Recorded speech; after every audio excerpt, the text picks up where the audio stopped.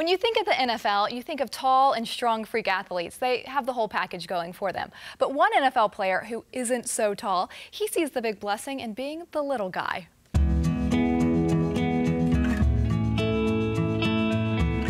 I can say when I was in high school and I was, kind of the same way I got to the NFL, I was trying to, grind and try to get someone to give me a scholarship, and, I couldn't get any, and it was like, I never had something I wanted so bad that I had no control over getting. And then, I can remember a song came on and the lyrics said, don't get discouraged, God has not forgot.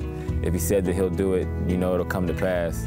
God has not forgotten. It hit me like a ton of bricks. I'm 17 years old. I just start crying in the car, and I had a couple of offers from some smaller schools, and I went into school and I told the coach I'm not going to them. I'm going to take a chance on myself. And, I ended up going to a camp a couple months later and ended up earning 4 Division I scholarships. That was my defining moment where I knew, okay, God's in control of this. So no matter what happens, I know that this isn't by chance. You know what I mean? It was kind of my first time I felt like God actually spoke to me. And, it's been more of the same ever since. I've had a lot of obstacles, me being a smaller player. I think I'm the smallest wide receiver in the NFL, and I've never been the type of person that like, oh, I wish I was taller. That's never been me, because I do know the Bible. I've read the Bible for a long time. My parents have instilled it since I was young, and, I would read stories like David and Goliath and Joseph and you name it, and God shows up with people who are underdogs.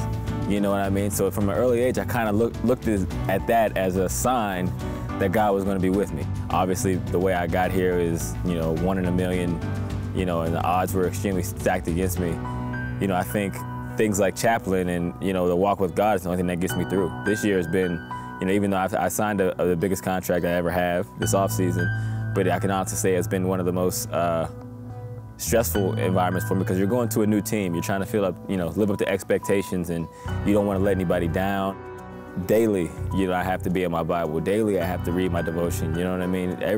I got to make sure I'm in chapel, not just, not like as a good luck charm, but I need it on a daily basis, because, that much pressure, it's hard for you to sleep. If I was 6'1" and doing the things that I'm doing now, it would be harder to believe that it was all God. Had I got drafted out of college, had I not went and worked at a factory, been a caddy, had to do a reality show, CFL, the improbability of it is what makes it easy for when I tell people that I give all glory to God because he's the one who did it for me. It makes it easier to believe. Had I been 6'1", someone would just say, oh, you're just a big, tall, freakish athlete. You know what I mean? So I believe that everything happens for a reason. I think that's the reason why God has made me the way he is.